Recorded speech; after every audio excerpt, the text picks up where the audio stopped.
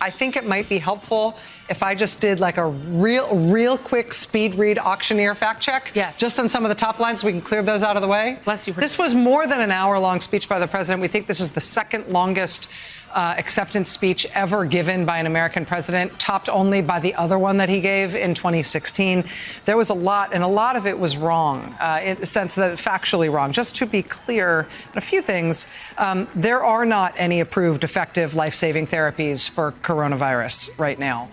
There's a lot of hope, but there is no proven efficacy for convalescent plasma or for any other therapy, despite what the president said tonight. We also don't have the best testing system in the world. We have a disastrously failed testing system. We also have, bluntly, the largest and deadliest coronavirus epidemic in the entire world. We have 4% of the world's population and 25% of the world's deaths. When the president said tonight, we have pioneered the fatality rate, he said that wrong. He was blundering there, but he might have been correct in that blunder.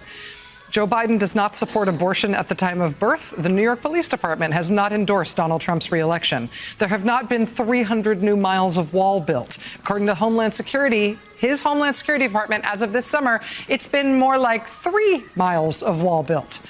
It was Barack Obama who signed the Veterans Choice Act. Our troops are not coming home. There are more U.S. troops overseas now than when he took office. He has not ended any of these wars that he supposedly vowed to end. Joe Biden has not promised to abolish the production of energy in the United States. Joe Biden will not bulldoze the suburbs.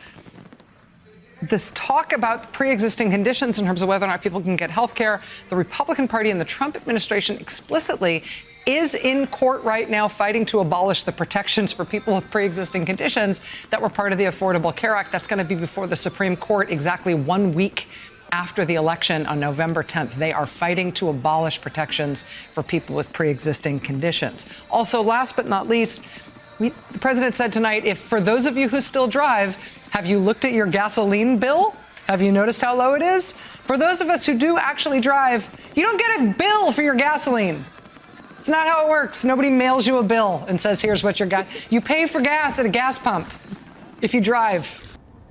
Well, First Lady Melania Trump said we deserve, quote, total honesty from our president. We certainly haven't got that, Anderson, from President Donald Trump, and we didn't even get it from speakers tonight. There were a whole bunch, again, of false claims, some from Trump's own family. For example, Trump's son Eric claimed that his father has accomplished, and I quote, peace in the Middle East. Now, Trump did help broker the Israel-UAE deal, but come on, that's laughable. War rages in much of the region from Syria to Libya. Thousands of troops still in Iraq. The Israeli-Palestinian conflict obviously continues. Eric Trump also said, like many speakers before, that Joe Biden has, quote, pledged to defund the police. He has not. He has explicitly, repeatedly rejected that. Eric Trump also said that Biden has, quote, pledged to take away the Second Amendment. Now, this is common conservative rhetoric, but Biden hasn't pledged repealing the amendment. He's proposed gun control measures, including a non-mandatory buyback of so-called assault weapons. Now, Larry Kudlow, Trump's economic advisor, said that Trump took over an economy on what he said was the front end of a recession. I don't know what front end means exactly, but there was no recession in the late Obama term. The economy was growing, though growth had slowed in 2016 to 1.7%. There were no quarters of negative growth in 2016. You need 2 straight for a recession. Also, former Florida Attorney General Pam Bondi repeated claims she made about Biden and a Ukrainian prosecutor during Trump's impeachment proceedings when she was on Trump's legal team. You fact-checked those claims back then as well.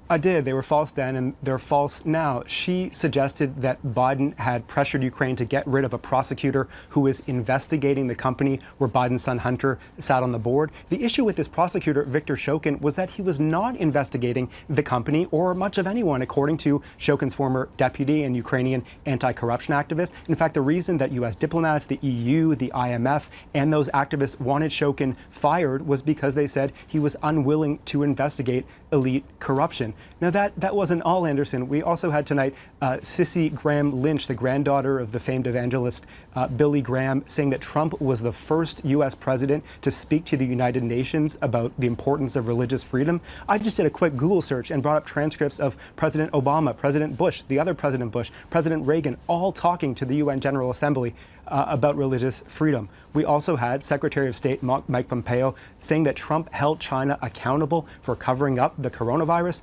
Well, maybe arguably, maybe belatedly, but it's certainly worth noting that before he turned on China, he repeatedly praised China's handling of the virus, including specifically saying that the U.S. appreciates its, quote, transparency.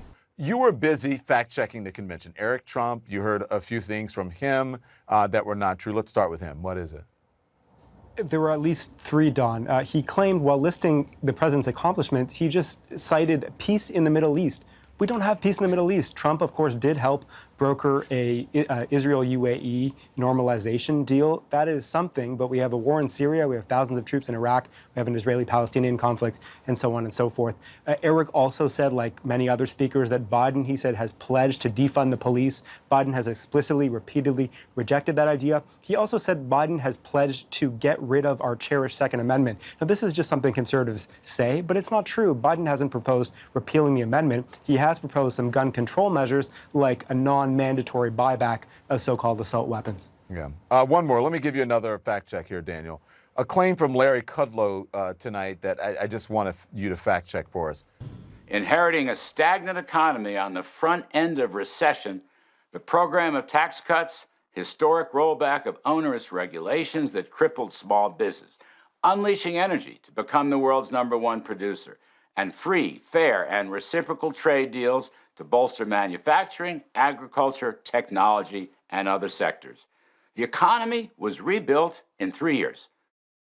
Okay, so Trump inherited a stagnant economy. The Obama administration created more jobs in the last part of their administration than Trump did than I think all of his administration. The first part, I forget what the statistic shows. It was the last 3 years of Obama versus the first 3 years of Trump. Obama created more jobs than Trump. So what is he talking about?